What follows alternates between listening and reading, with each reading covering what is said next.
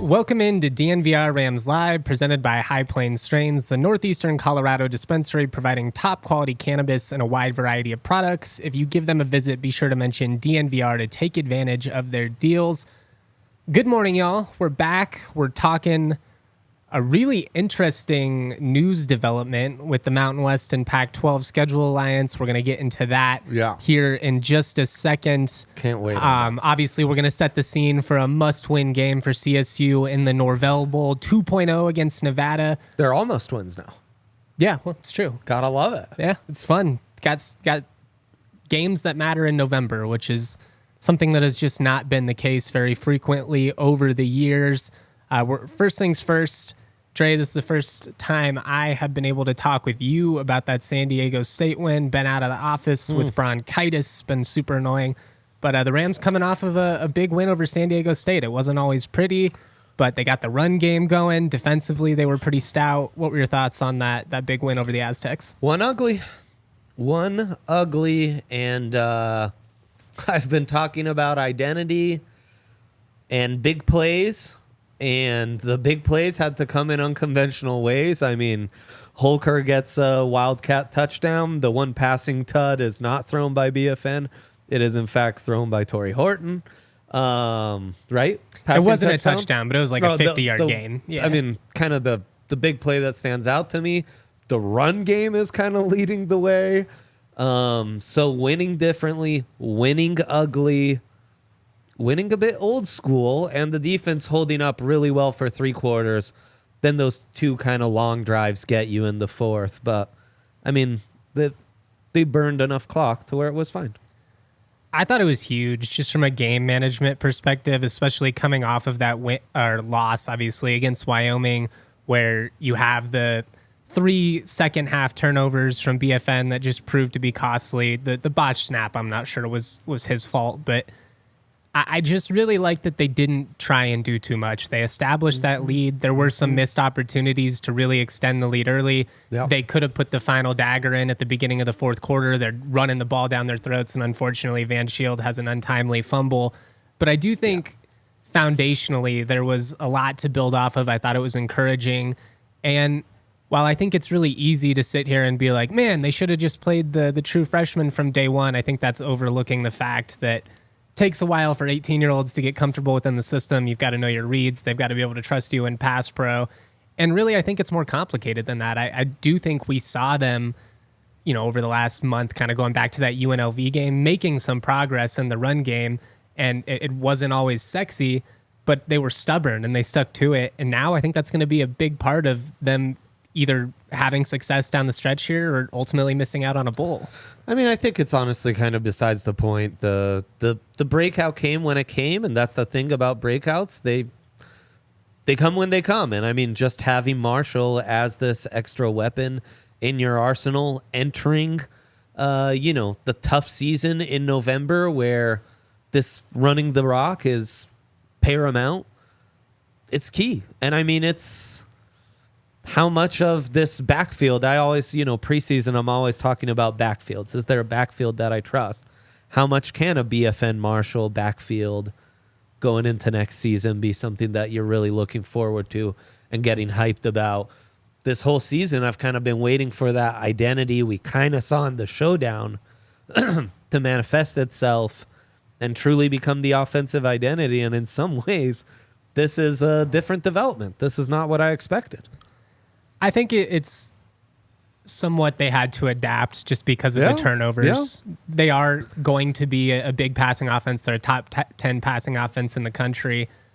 Part of it, I think, was it helped that they got Avery Morrow back. He's been dinged up for most of the year. He's still dinged up. I think a lot of guys in his situation would just call it a year, but he's really tough. I will say, all of a sudden, you feel pretty good, I think, about the trio of running backs between Shield, Morrow, and Justin Marshall, who's coming off of the breakout performance. You're hoping next year Damian Henderson, the highest rated recruit from this past class, is able to break out. He got injured earlier this year as well. So it's been a tough spot. They've had a lot of rotation. I think that they didn't necessarily expect coming in the year. They had some guys that they were probably hoping to redshirt had Kobe Johnson and Avery been able to stay healthy and carry that load the entire way. Yeah. But I do think it's massive in these next 2 games, and I think this is a good opportunity to try and run the ball against a Nevada team that's, given up about 170 yards per game on the ground. You have to play the bully. 183, even more. The only thing about the Marshall breakout that makes you say what if is like, could he have played more in the Wyoming game? That's the one kind of identity game where you feel like, oh man, we could have really used a kid like They could have used those explosive runs for sure. I think that's probably a fair question, and one that we just don't know. I mean, it literally could have been a situation where it's like the staff, okay, he finally is getting the reads right, or he's finally got the chemistry. I don't know. They certainly could have used him, and I understand when you see a guy be that explosive, his first 3 touches go for 50 yards. It's, oh God, where the hell's this guy been all season? Yeah, no kidding. But it is important that they've been able to establish it. And what's huge now is he can play in these final regular season games as well as a potential bowl, assuming CSU makes it. Big knock on wood, big if at this point. And keep his eligibility intact, which is really exciting. What a beautiful thing. And I mean, having that breakout this week could be, 2 favorable matchups, and then who knows what else, could really set up nicely. I mean, what a nice way to start a career. What was the hype on him coming into, off the recruiting trail and everything? He had Big Ten interest. He's from a really small town, Merrillville, Indiana. Merrillville, yeah. He had some ACC interest, a little bit of Big Ten. I think K-State was the Power 5 team that probably had the best chance to land him outside of CSU. Kansas State and Washington State are schools that recruit very heavily within the same circles as CSU. He's huge. He's a huge addition for this program. You just see how fluid he is in the open field, some of those quick cuts and then the burst to accelerate past the defender. It's just something we haven't seen all year. And I've said it from the get-go. Van Shield runs hard as hell. It's a really cool story, a walk-on that basically earned snaps out of necessity and has been able to carve out this role. Yeah. But he doesn't have that same breakaway speed that a guy like Marshall does, and neither does Morrow at the moment. We saw that last year, but just with the injuries, he doesn't quite have that next gear. God, Marshall does. And what's even more impressive about it is you just see how fluid he is laterally and then going into that direct speed. I mean, kind of looks like Marshall Falk out there. 100%. I mean, we've talked explosives. We've talked big plays, how important those are for this offense. And what a key to have a weapon like this. And I mean, so many of the great Rams teams of yesteryear have had great running backs attached to them. You think about Capri Bibbs and Dalen Dawkins, or if you want to go, old school, obviously, it's even more, Cecil the Diesel, Kevin Bell, or Kyle Bell. Can't believe I got Kevin McDougal and Kyle Bell mixing 2 great running backs' names. They have had just so many studs over the year. It's been an element of that offense that's missing, and it's definitely something they need to replicate from that San Diego State win. Just a couple other things, and we're going to actually talk about this Pac-12 Mountain West scheduling merger, and then we'll focus more on Nevada again at the end. They got to win the turnover margin. They did have that costly fumble in the fourth quarter, but they didn't have the devastating turnovers repeatedly like they did against Wyoming. They were able to get a couple of turnovers. San Diego State muffs the punt. You get an interception. It was just a lot of timely plays. The sack from Mo Camara to start the game, which, by the way, going one-on-one in your own end zone with Mo coming at you, that's just coaching neglect on the Aztecs. Pretty silly, Anything else, though, that you think they need to replicate? No, the defense dominated the line of scrimmage, 3 sacks, 7 tackles for a loss, compared to none from San Diego State. Who would have thought the Rams would have outran them? Not just yards-wise, but more rushing attempts, 44-32. Talk about identity, man. Against a team that all they can do is run the ball, really. They beat them at their own game, to be honest. This was a very San Diego State-esque win. You had to kick some field goals after driving down their throat, some missed opportunities in the pass game. But ultimately, I thought this was, and Norvell had used this term a lot, like competitive stamina. I thought this was a really just encouraging victory considering how the last 3 weeks had played out. 2 rivalry losses. You were right there against UNLV and Air Force. UNLV, obviously, a really fun story, but this very easily could have been a situation where you let an average at best San Diego State team with a lot of veterans with the physical presence come in and bully you because your head's not in it, your heart's not in it. This team keeps fighting, and it does give me some hope, moving forward, that they are going to be able to pull this out despite the fact that you've got a quirky game with more rivalry context than there normally would be against Nevada and going to the island. We've said it a million times. Oh, my gosh. Yeah. We've said it a million times, and yet it got us this week. But back to the Rams. Easy to overlook the win, maybe. Obviously, San Diego State, not great this year. But I think it's an important sign of maturity for this Jay Norvell tenure that they were able to win despite not having their A game offensively. Spot on. I mean, win ugly. It's like Middle Tennessee State. It wasn't perfect, but it's the type of game the program has not won in recent years. They're maturing to the middle class of the conference, I think. I think that's well said. That's huge. That's really huge. We're going to talk more about this Nevada matchup, the Norvell Bowl 2.0, as some are branding it. But I do want to shout out the homies over at Hero Bread. If you need a low-carb option to fit your lifestyle, maybe some dietary constraints, you should try Hero Bread. It's an awesome low-carb, high-protein, high-fiber option. They've got bread, they've got buns, they've got tortillas. They've got it all. Sometimes you get products that are better for you and they taste like cardboard, not Hero Bread. Got all the taste and texture of the original stuff. They basically took it and they made it good for you, which is pretty dang impressive. Right now, Hero Bread offering the DNVR fam 10% off their first order. Just go to hero.co, use our code DNVR on Hero Bread today. That's HERO.co to save 10% today. Also, got to shout out our new partners, the new presenting sponsors, High Plains Strains. Tell them. High Plains Strains provides top-quality cannabis and a wide variety of products. Check them out for your needs, including edibles, high-potency concentrates, some of the best flower in the state. There's 3 High Plains Strains locations in Colorado, one on Log Lane Village, one in Garden City, and one in Sedgwick. So if you're in northeastern Colorado, they're the dispensary for you. You can pick up at their locations. You can order online. They have drive-thrus even, man. That's a beautiful thing. I was joking the other day how far we have come as a society. It's insane. You told 18-year-old JTM this back in the day who was like getting in people's cars. Anyways, that's besides the point. It's just stupid. It's really miraculous. Nothing better than a drive-through at the dispensary, frankly. So clutch. Use that code DNVR online or mention DNVR in stores now through Green Friday, which is November 24th. Get a half ounce for $45.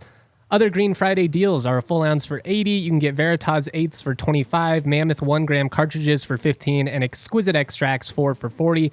Make sure you remember to use that code DNVR online or mention DNVR in stores to take advantage of these High Plains Strains holiday deals. Nice. Whew. All right. Big news. Big news coming from Ross Dellinger of Yahoo Sports. This has been in the works for a while. We talked to Joe Parker and Gloria Navarez before the start of the Washington State game, and they were open that the potential of a schedule alliance was on the table, so this isn't shocking or anything like that. But let me just run through some of these details real quick, and then I want to get your gut. Basically, and again, I do want to make sure we're crediting Ross Dellinger of Yahoo Sports, though technically I learned a lot of this stuff months. It doesn't matter. Likely going to be a 7-1 format where the Mountain West teams play 7 league games as well as 1 game against Oregon State or either Washington State. Oregon State and Washington State would not be eligible for the Mountain West championship. Those games would not actually count as conference games. Yes. Those 2 schools would essentially operate independently, but under the Pac-12 banner for the IP, for the money that's coming in. They have a 2-year grace period until they have to get to 10 teams, or 8 teams, I should say. It's a beautiful thing. The Mountain West TV deal expires after 25-26. It seems very likely that we're heading towards a reverse merger. The agreement is expected to include a lucrative financial package for Mountain West members, which makes sense. Why would you agree to the scheduling alliance if there's not anything in it for you? Yep. Yep. More importantly, though, and this is from Ross Dellinger of Yahoo, part of the agreement includes a financial penalty that can be levied upon Oregon State and Washington State if the two programs attempt to acquire only a portion of Mountain West schools in the future. So they're not going to just be able to ransack the league. It looks like we're heading more towards a true reverse merger with all 14. A little surprising to me, but that also that's kind of ambiguous. We don't know what that financial penalty would be. The language ambiguous enough with, what is it? Part of the agreement includes a financial penalty that two programs. So basically, if only a portion. Yeah, like if they just try and take the top four. Portion is defined, I think is really important, right? Because the opposite of a portion is like a majority. Which makes sense. You would need the majority of the league to vote to dissolve the Mountain West.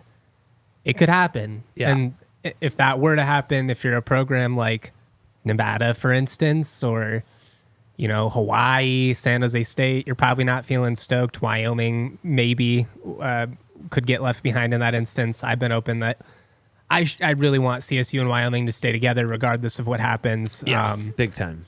And then, there was talk of the Dakota in the past, right? The and Dakota that schools. could certainly be on the table as well. Or maybe you try and kneecap the AAC and take some of these Texas schools that they've added. Do you go east and add a Tulane? I mean, there's... How juicy would be adding more, service schools to pair with Air Force Bs. Yeah, since those are obviously Navy massive and Army brands. Yeah. I don't know if I want more service academy games just as somebody that has to deal with it. I know, yeah. That though it would be Craig Bull's dream.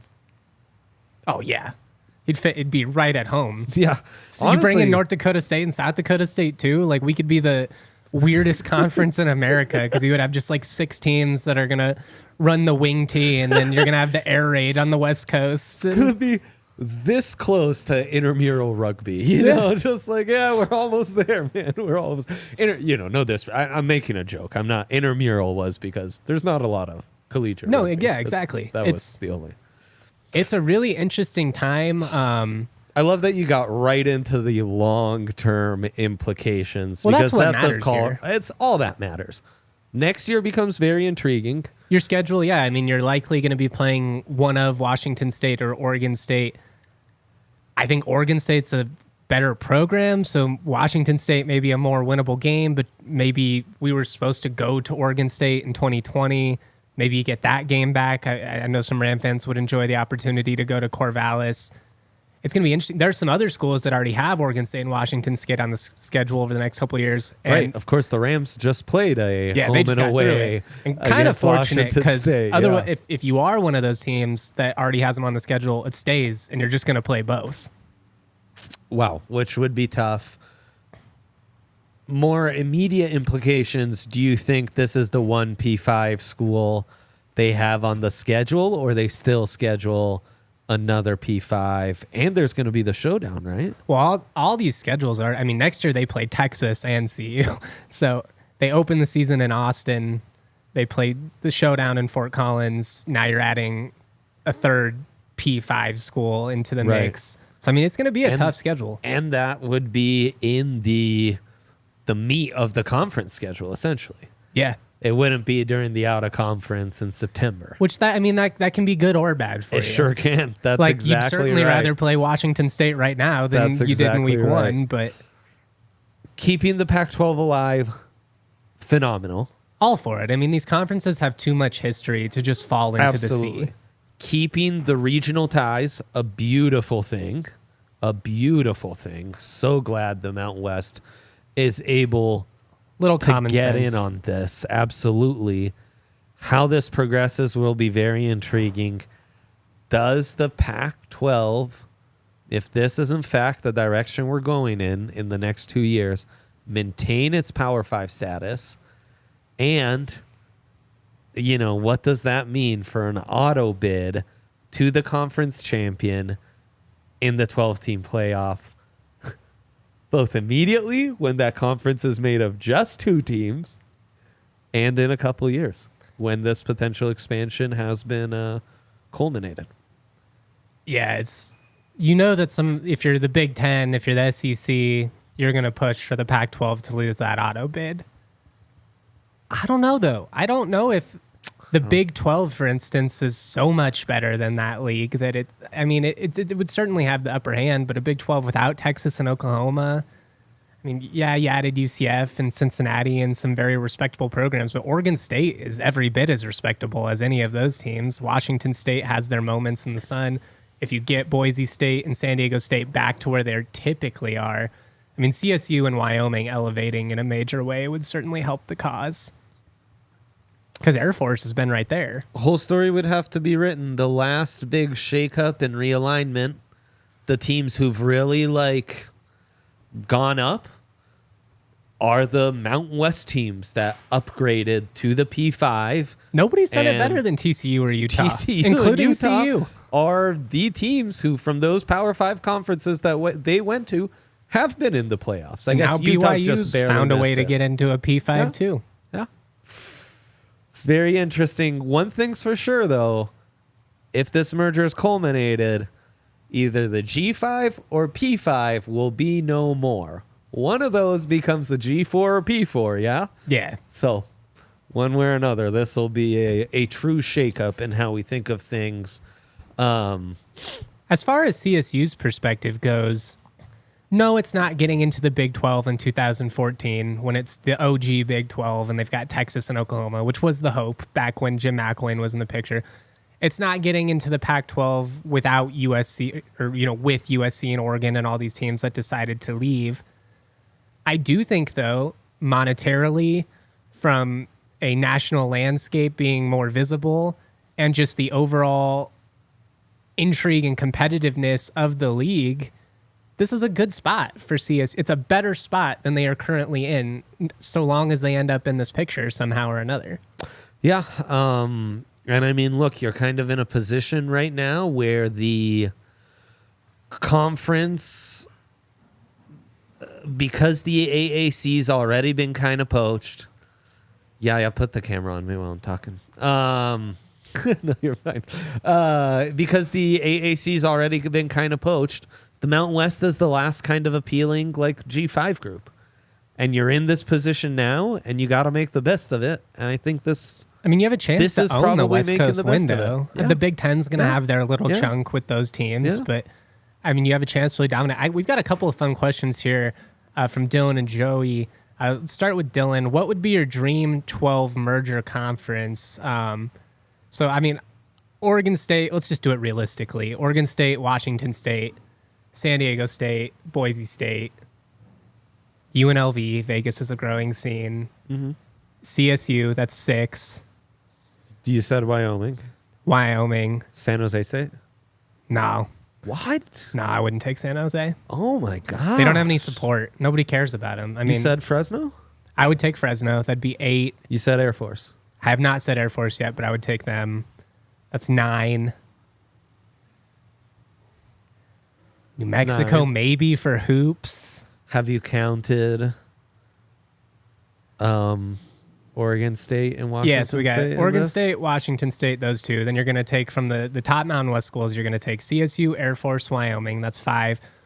Boise State, Fresno State, UNLV. That would be 8. I think you have to do Hawaii. They're such a travel nuisance, though.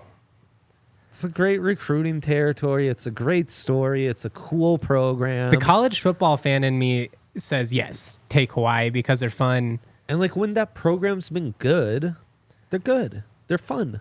People get behind them. It's one of the better college football brands that's not a blue blood brand out there. Yeah, it is weirdly kind of a national brand. Yeah. I just don't know. I don't think they actually improved the league, but I would bring them just because they're fun. No, I mean, they don't. That'd be 9. I don't know if I would do 12, to be honest. I think I would do a 10-team league and then leave the possibility. It's your dream league. Who would be the 2 outsiders you'd poach to make it 12? In a couple years, I would leave it at 8, leave some leeway open for a couple years and hope that Arizona State and some of these teams have common sense after spending millions of dollars for years on end. Arizona apparently can't. They're $1 billion in debt. There's reports that they might have to drop athletics altogether, and now they're going to ship their entire Olympic programs all over the country. How does that make sense? Staying there to poach a couple of those type of schools seems intriguing in the Big 12. I think the Big 10, some of these Midwest schools will be left behind. The Purdue's, the Indiana, the Big 10 West, essentially. The old Big 10 West is really going to kind of be left by the wayside. And might some of those schools want to get out? It just depends on how want to join packed do you that's want more to stay. regional. Yeah. Like, are we operating how these other leagues are operating, or are we operating under what traditionally makes college football great? Because to me, the regionality of conferences was a big part of what made it fun. So, like, if I'm designing a Pac-12, it's going to be predominantly West-based, like probably no further east than Texas. Well, who are those West schools out there that you could add, though? UTSA. There's no one that's poachable, right? It's probably UTSA and Rice are the most realistic. Yeah, and I don't know if they move the needle. I mean, you're adding nice markets, but not great schools. Certainly not premium names. The West has kind of been poached already. I think you just take Hawaii and New Mexico and make it a 10-team league, drop Nevada and San Jose State. Then Pac-12 Network would be in play with everything, too. I mean, that IP is still alive if this goes down, I assume. Funny enough, I don't know if that's actually better than the Mountain West's infrastructure, just given the issues that they've had. Probably isn't. Yeah, it's kind of garbage. It's a weird spot. We had one more question here from Joey about who gets the San Diego State job. Does Boise go after Harsin again? Cody Hawkins at Idaho State. Cody Hawkins is doing a phenomenal job with Idaho State. That's a really competitive program. He's definitely going to get an FBS job at some point. San Diego State is a really interesting spot. Maybe they go after Zach Arnett, who just got fired from Mississippi State. He's a Rocky Long disciple, was a longtime defensive coordinator there under Rocky Long. That'd be intriguing. I think at some point, though, you kind of have to, if you're San Diego State, try and lean into offense, because the people are just not into San Diego State football right now. They got this gorgeous stadium. Nobody's coming. Hoke is retiring, but he's forced out. It's a good call. Good call on retirement, I think. Yeah, I mean, it was time. My preseason bold prediction was that he wouldn't last the season, and that was somewhat true. Not all the way, because he didn't get fired, like I said. But yeah, I would say Arnett's a name to keep an eye on, although he has had some negative PR across the country for how that whole thing played out, though I don't know how he was supposed to win given the weird circumstances there with Leach's passing and the timing of it all. Cody Hawkins could be a name to keep an eye on. I don't think Harsin is super realistic to go back to Boise State. I think he burned a lot of bridges on the way out, very similarly to McElwain at CSU. But that is interesting. I was surprised to see them move on from Avalos at this time. But it kind of makes sense, right, with the way the recruiting calendar works now? Yeah, I mean, this is the time to make the move. It's also the coaching carousel. Yeah. Like, strike while you can. I mean, A&M and Mississippi State have already come open. You need to kind of get in line and start hiring that hiring committee and like get your ducks in a row, because the last thing you want is to be on the other side of things, being late to fire a coach or have your coach be poached as a DC somewhere else or what have you. And now you're really in trouble. You're really behind the eight ball. And I mean, we saw it at CU with Carl Durrell. Like, that is the worst spot to be in. That's a good point. And we're going to talk more about that Nevada matchup. We're going to give our picks for the weekend, updated Mountain West power rankings. Buying tickets should not be stressful with Game Time. It doesn't have to be. They've got all kinds of deals, including up to an hour into the event. You can see the view from your seat before you buy it, so you don't have to worry about anything like that. Make sure you download the Game Time app. Use the code DNVR. You can save $20 off your first purchase. Take the guesswork out of buying tickets with Game Time. Again, use that code DNVR for $20 off your first purchase. Terms do apply. Oh, man. Good prices on Vikings Broncos right now. Those went down from what they were earlier in the week. It's a great time to get on Game Time. Probably find a good deal for CSU tickets against Nevada Final home as game. well. Yeah, $27 is the cheapest you can find. I mean, row, 126 student section. You can, I mean, the prices are really good here. I was actually seeing like courtside tickets to select college hoops games. Not what too you bad. think? Yeah. Like doable, man. All right. Doable. I like it. Live the high life, man. Yes. Get a Breck beer while you're there. Check out Breckenridge Brewery. You can find the Breck beer locator at breckbrew.com. They've been doing it for 33 years. It all comes down to their love and passion for making good beer. I am a big Avalanche Amber Ale guy. You can't go wrong with Mountain Beach Sour. Little taste of summer in the winter. That Mountain Beach you brought Justin's such a great guy. He brought me and Jake and Yaya all some Mountain Beach. And he happened to time it right on the weekend where I had a bunch of family visiting. Had one, they were gone. So the endorsement is across the table right there. Nectar of the Gods, my friend. No Nectar of the doubt. Gods. Check it out at breckbrew.com. Find a liquor store, a grocery store, whatever near you that offers Breck's awesome variety. Before we talk about this Nevada game, I do got to give you my DraftKings pick of the week. DraftKings pick of the week. What is it? I'm What going is it, Jay Mike? UNLV money line. They are taking down Air Force in the Springs. It's kind of a bull. I'm calling my shot here. Oh, Justin. And it's I hate everything about it because it would not shock me at all if Air Force just gets back to form. I don't know, man. They've got injuries. They were down to the third string quarterback at one point in that game against Hawaii. All of a sudden, they've got discipline issues. They're turning the ball over, committing penalties. And I think UNLV, they might just be the best team in the conference right now. They're certainly the hottest. Let's get into your power rankings. What a great segment. Hey, man, you're the guru here. I will just say before we get into those power rankings, at Game Time, you can also find Air Force UNLV tickets. Awesome game. That's like the game of the weekend, man. That's a great one. Yeah, I mean, if you're not going to be in FOCO, supporting our guy, Mo Camara, by the way, only senior on the team Come on, that has Mo. been here for his entire career. That is college football in 2023. Yeah. Big time. Big time. All right, let's talk about the power rankings. Yeah. We'll start at the bottom. We'll work our way to the top. Didn't really work with how I teased that. That's all right. In the bottom, the dweller, Whoa. the New Mexico Lobos. I was rooting for my guy, Danny Gonzalez. I will highly doubt that he's going to be back next year. Okay. It's a tough spot. Tough spot. Yeah. Hey, the nice guys finished last. I guess that's where we're at. Sorry, Danny. Sorry, Danny. At 11, coming off their loss to CSU, we've got the San Diego State Aztecs. Weird to see them in this spot. It's crazy. It's like I'm so hyped I got to do this football season with you on this show because it's the wildest Mountain West season I can remember in a long while. It's like easily things the really got weirdest the flipped. league has ever been. It's awesome. The and parody's these power great. rankings this week are the wildest you've had all season. Not that I it's just knowing the history of these programs, knowing Mountain West football, and seeing San Diego State at 11 and some of the teams in the top 5 is wild, and I love it.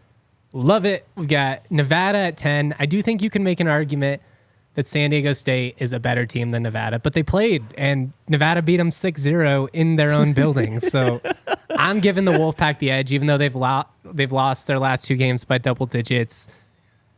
That actually happened. Nevada beat San Diego State this season 6-0. Justin's like overcoming some illness. That was not a fever dream. He's not like speaking in tongues right now. What he is saying is factual information. What a world, man. What a world. Slowly but surely working their way back up. We've got Hawaii at 9. I didn't give them the credit for their win the week before. I sure as hell did not miss their win over Air Force. And not only, like, this wasn't, they snuck out and, kicked a field goal late after getting a fluky turnover. They kicked their butt. And it really wasn't that close. End to end. Don't look now, but they're 4-7. The island is so back. It's the Godfather gif. Like, just when I thought, I'm going to butcher the line, but like... Just when I thought I was out, they pulled me back in. That's exactly right.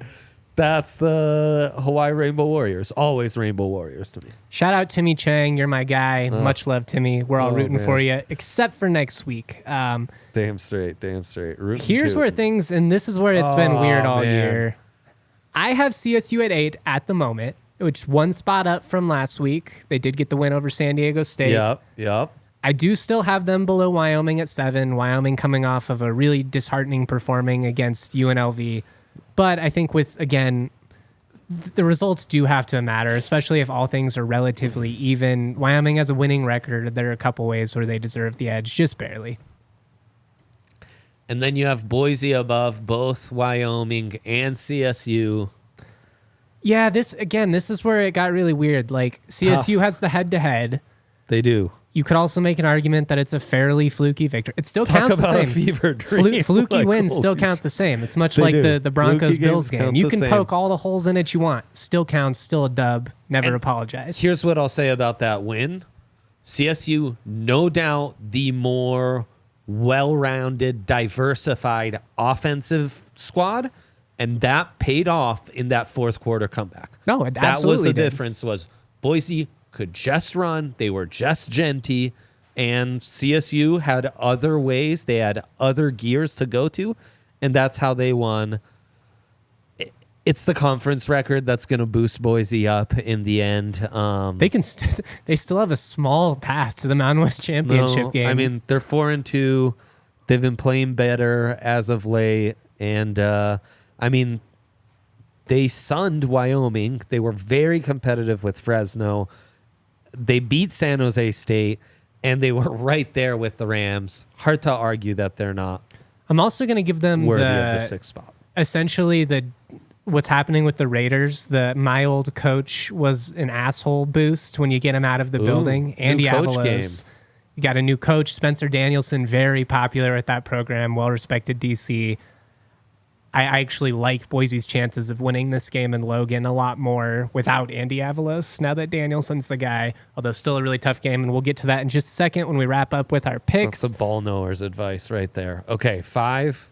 5, we're going Utah State. Yeah. The explosiveness of that offense is on par with anything in the conference. Defense is a little bit up and down, but credit where it's due.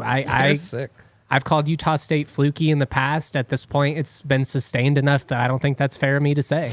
Highly, highly entertaining. It's why we love college football, man, because if you don't love this stuff, I see you arguing online about bowl eligibility. Doesn't matter. Do we care? People laughing about every team can get bowl eligible. Utah State's 5-5. Awesome story. Awesome team to watch. Highly entertaining. They're on late night when, we're down to 2-3 interesting games by that point. They're one of the teams that get in the rotation that we're flipping back and forth to. It's why we love this GD sport. It's the best. Utah State, such a fun story. Boy, was that second half hard to watch against the Rams. God, I hated myself then. Oh, that was brutal. Yeah. Absolutely brutal. But credit CSU because I do think, again, talking about resiliency and competitive stamina. I don't know why I can't say that word today. Yeah, that's your kryptonite. I know. Stamina. Stamina. There he is. There's our guy. Air Force at 4. Good question, Joey B. Worst press box in the Mountain West. I thought we were talking about a school, and he was like, is that the worst? He's just asking. Worst, opening the floor to you. Probably Wyoming. It's really old. The view's not bad. Utah State, the view is kind of obstructed. Yeah, screw you, Wyoming. Yeah. You heard it. Yeah, suck it, Wyoming. Shots fired, Laramie. Wyoming's one of the few I've been to that's not CSU. It's fine. Like, they're all complaints. fine. New Mexico's is a little old. There's just a lot of old stadiums in the league is what it comes down to. One of these press days we'll box, fly you absolutely out the best. to Hawaii. You heard him. That's people. right. That's right. Let's just get to a bowl. I'll settle for Albuquerque. Can we get just JTM to Albuquerque, for God's sakes? Will the universe allow it? Can I get a bowl game? Do it, please. Air Force at 4. Lowest they've been all season? Easily. Yeah. They had not been lower than 3. Yeah. They had been 2, at least 2 or higher, I think, since week 2. They're down bad, as the kids say. They are down bad, and I've got them losing this week as well. Oh, man.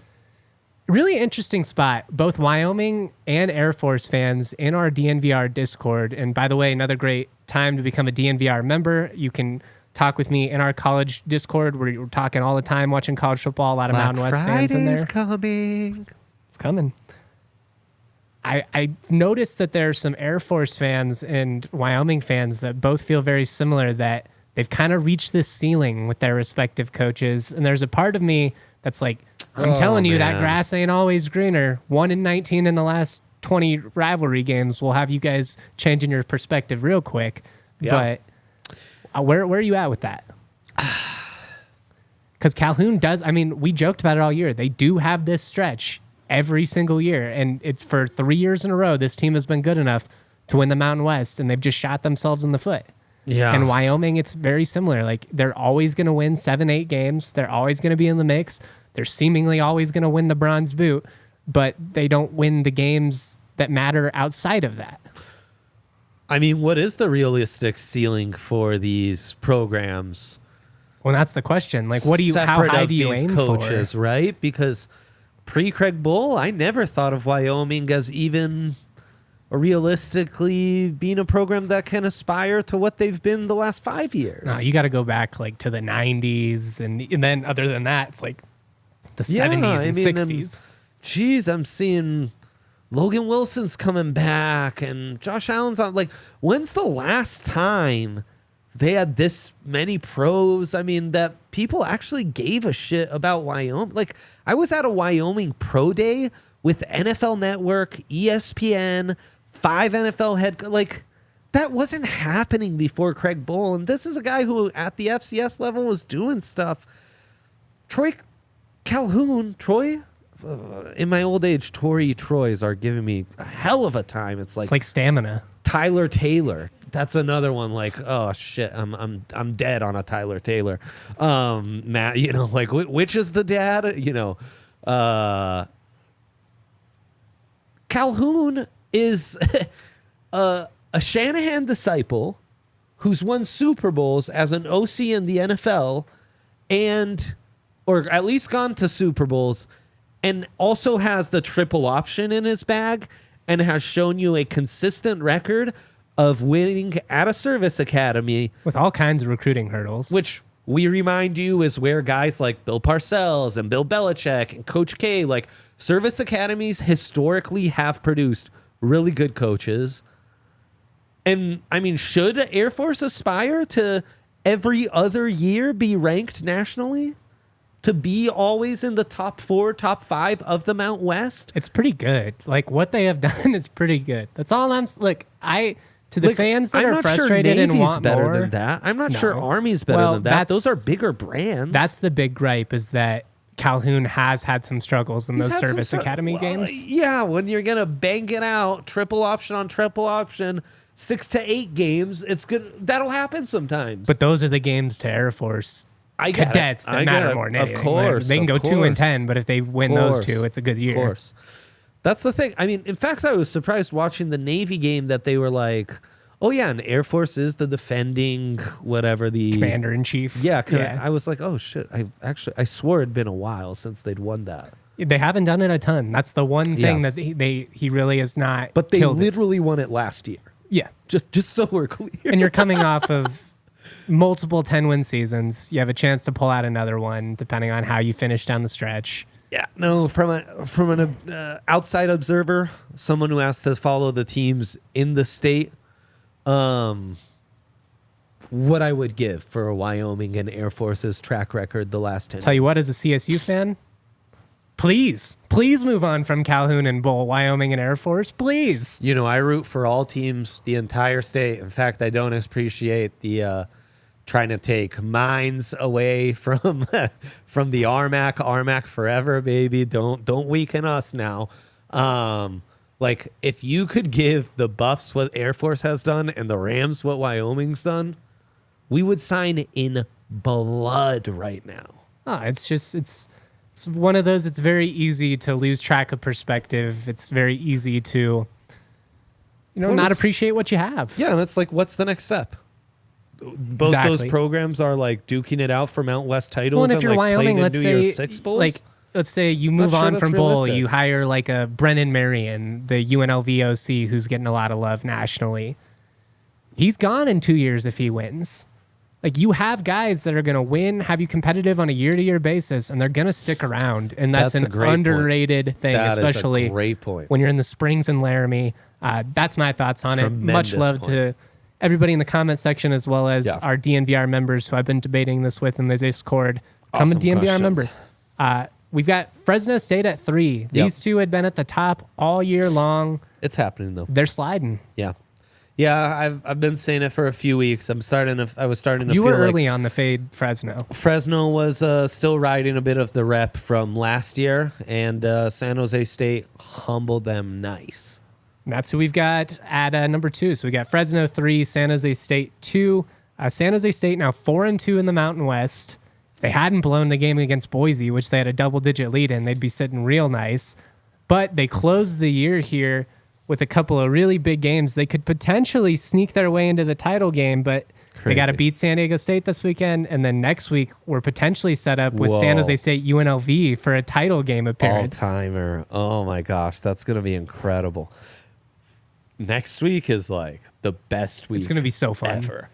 I wish I was going to be in Hawaii, games, but it's the shit. At the same time, like, there's a part of me that's just so stoked for Thursday, Friday, Saturday. I've got college basketball games. CSU potentially going to be playing Creighton in Kansas City. We'll see what happens there. It's the best, man. Yeah, games all day. I mean, this is my shit. This is my best time of year. And number 1, first time this season, I cannot believe I am saying this. The UNLV Runnin' Rebels are the best football team in the Mountain West right now. No doubt. They are multiple offensively. Maeva at quarterback has really impressed me with his decision making. They are physical defensively. They've got an identity under Barry Odom. I hope to God that Barry Odom stays at UNLV, because I think it's really fun to have this story, but I think he's gone, unfortunately, because this has been one of the most remarkable turnarounds I have ever seen. We'll see, man. But it's a great time for UNLV to be playing like this. It's a great time for the program. It's a great time to have that Las Vegas market feeling good about their Rebels when you're, exploring potential expansion and reverse. I mean, it's merger. This is huge. It's awesome. If you're UNLV, you're probably super pissed because if you could have had this 5 years ago, you probably would have been one of the teams that got picked up by the Big 12 when all this was happening, just because Vegas is having such a sports resurgence. The football story is off the charts. It's really cool. I will say that Marcus Arroyo did have that team like right on the edge the last couple of years, so much so that I was surprised they actually fired him after last year. He did walk into a better spot than some of these other first-year coaches. It wasn't like a total tear-down rebuild, and he did a good job of filling some holes with the portal. Regardless, though, like I'm not nitpicking this in any way or form. It's an awesome story. It's cool to see. Shout out to UNLV, making the Mountain West proud. It's awesome. Let's get through these picks, and then let's get out of here. I'll talk more about Nevada on a podcast tomorrow. We've still got time. We've already gone pretty long here. Hawaii at Wyoming. Wyoming 13.5-point favorites against the Warriors. That's a pretty big spread for a Wyoming team coming off of a real stinker. No, in fact, this feels very much like the book knows something. This is San Jose State being favored over Fresno, and the people that hadn't watched the Spartans being like, what are you talking about? Yep. Also, Hawaii coming off of the big win, like classic letdown opportunity. You know what? Texas Tech last year, only a 3-point dog to Kansas. That line was off by a touchdown. They beat them outright. And yet, I'm walking into the trap. Give me Wyoming. I think they cover this. I think clash of styles. And the book's begging you. So, yeah, no, Wyoming. I'm with you. Wyoming at home's a different team than Wyoming on the road. And you could say the same thing about Hawaii. And letdown coming off the big upset on the island. Now you got to go to Wyoming. You pull off this one. Year. I'm going to be sweating a little bit more going You're into that for real. CSU Hawaii Yeah. game, which already inherently feels wonky. 10 p.m. kickoff Mountain Time, not locally, but it's a wonky spot. UNLV. Yeah, UNLV at This is Air your Force. pick of the week. This is my DraftKings pick of the week, so I'm taking UNLV outright. Where are you at? Do the Falcons figure it out at home? It's such a terrible spot for UNLV, if you ask me. You're catching Air Force at their most vulnerable, at their most motivated, at their, like, we have nothing to lose, and yet their entire season's in front of them with this matchup at home. Clash of styles. I think Air Force gets it done. I like it. We need a little bit of back and forth Yeah, here. we do. It's true. Utah State hosting Boise State. Boise State 3.5-point favorites. They're giving them the Spencer Danielson boost as well, which was something I talked about.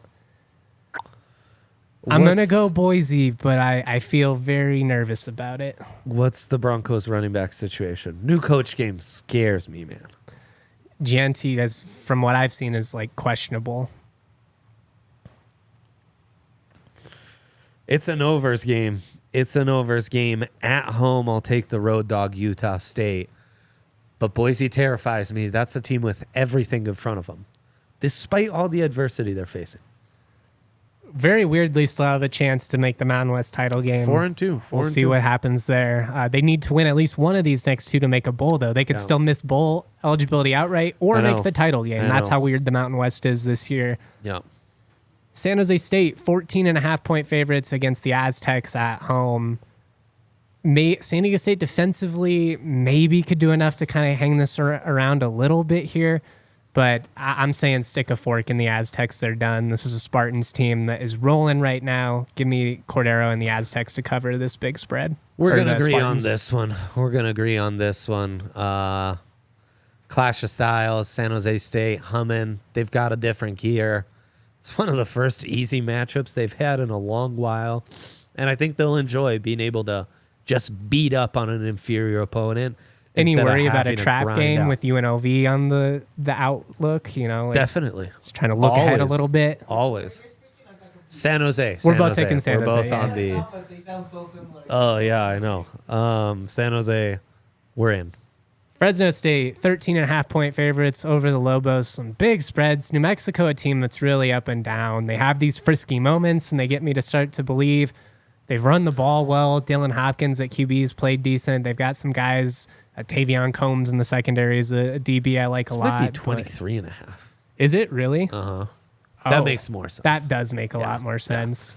Yeah. All right. And I'd hammer Fresno State. If I liked Fresno State at 13.5, I love them at 23.5. That's Vegas knows. That's such a gambler's, adage. 13.5 was stinky. It was like, oh boy, spidey sense, alarm. 23.5. No, go easy. Fresno gets to take out some frustration after a, frustrating last couple weeks. It's a get right game. Mm-hmm. CSU, 11.5-point favorites against Nevada. Yeah. It's a larger spread than I expected. I know. Where you at? At home, they should beat them. They're gonna I win. love the Rams outright. And I think I love them to cover. I think there's enough former players. There's enough, we know what's coming. We're ready for it.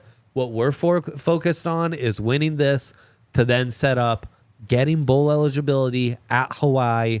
Biggest game for the program in a while. Long time. Yeah. But that doesn't happen if you don't take care of business against Nevada. I think under also intriguing. I think fewer possessions, lean on that run game, close it out early, under 48, and give me the Rams. Give me the Rams as well. Is this a game where you maybe, if you like CSU to cover, you try and buy an extra point or two and see if you can get plus money and just be like, CSU's going to roll? Or do you trust that? Might go the other way, honestly. Try to buy it down? Yeah.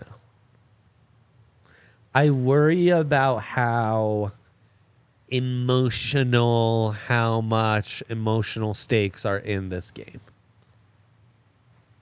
It's a good question. I mean, Ken I worry Wilson about probably coaching for his job. How much does the Wolfpack care about that? I don't know. I don't know. It's a double-edged sword. Taylor, I will go through the players tomorrow who it's their last home game, but just shouting out a couple of them. Mo Camara, Chicky, couple of the offensive linemen they brought in that are transfers, though some of those guys have another year, like Drew Moss. Gardner, I think, technically has another year, but I need to confirm that.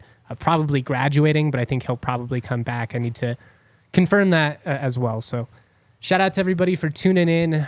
We went a little long on the power rankings this week and some of the realignment talk, but that's the story. I mean, that was the biggest story of the day. Plenty of time to focus on CSU Nevada more tomorrow. Looking like it's not going to be Brendan Lewis, the former CU quarterback. It's going to be... Oh, no. Yeah, they pulled... He stinks. Yeah, he's just not been good. It's going to be AJ bad. Bianco, who got the start last week. We'll see what happens. Drew Watts, Emily Johnson defensively, some guys on Nevada to keep an eye on. Rams lead 13-5 all time. They're 8-1 against Nevada in Fort Collins. Coincidentally, only lost to the Jay Norvell Wolfpack in Steve Adazio's last game. Wow. Which feels... It's only 2 years ago. That feels like it was like 15 years ago. Yeah, that feels like a gazillion years ago.